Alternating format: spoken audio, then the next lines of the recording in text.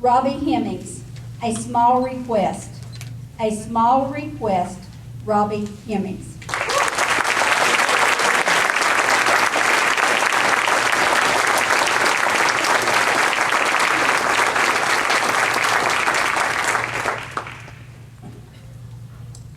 Have you ever received a suspicious chain email?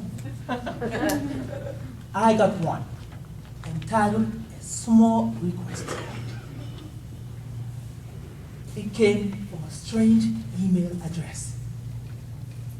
Email read, "Pray for the cure of cancer," followed by, "Keep this circulating.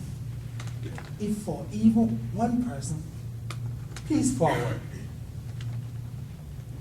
Madam Toastmaster, fellow Toastmasters, and guests, what would you have done? Delete or circulate? I was about to delete it when I realized it was my friend Richard. I proceeded to call Richard to warn about emails and spread viruses just like this. But suddenly, I remembered that his mom had cancer. Yes, she lost one breast to cancer, then the other, and then she lost her life. Terminal cancer. Yet Richard's request, a very small one, was to forward an email, if only to one person. I did. When I told Richard, he immediately replied, "Thank you very much." And then he added, "I really hope they find a cure for cancer." I told him I do too, and that I also hope they find a cure for something very dear to my heart, poverty, the cancer of society. Poverty became very dear to my heart because of the story of a little boy whose life was sabotaged by it. Often, he couldn't afford some of the basic necessities in life, so sometimes he went to school without shoes, without lunch, and to air some of his dirty laundry, without underpants. At 15, he got an opportunity to change his life, an invitation to play for his varsity soccer team, but he turned it down because he had no shoes and no money for traveling. Fortunately, a classmate Floyd gave him a pair of used shoes and loaned him $5. He made a team, and later he made the Jamaica national junior team. With that pedigree, he won a full summer scholarship to the land of opportunities, America. 7 years after, he completed a master's degree and has been working in the corporate world since. Question: would you have helped that little boy if you were Floyd? Would you have given him as little as $5 and a pair of used shoes? I stand here today barefooted.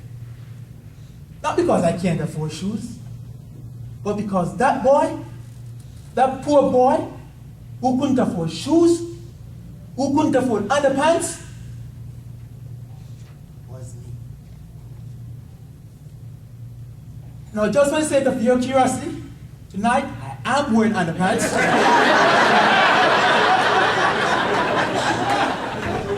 And no, they don't belong to Floyd. Seriously though, I used to ask God not for riches, but for a small request, a pair of shoes. Ironically, God didn't give me new ones. Instead, he gave me a new life without poverty. Yes, Floyd's small generosity was my ticket out of poverty. January In my quest to be a Floyd to some children back home, I brought them some soccer gears. Now, there was this one boy in particular, Al, who after getting a pair of used shoes, turned to me and with pure sincerity said, "Robbie, thank you. Thank you very much." When I noticed his bare feet, his words pierced my heart and flooded it with sorrowful memories that followed by tears of hope and joy. Afterwards, I caught up with Floyd, and I shared Al's story. Yes, he too was touched. And then I turned to Floyd and said, "Floyd, I was able to touch Al's life because you first touched mine. So Floyd, thank you. Thank you very much." After a few moments of silence, Floyd replied, "Now that you mention it, Robbie, you never repaid me the $5 I owed you. But for all that you have done, I've been more than handsomely repaid. Robbie, they say that it's not your duration in life that matters most, but your donation to life. And I am very glad I donated to your life." Ladies and gentlemen, like Floyd said, it's not your life's duration, but your donation that matters most.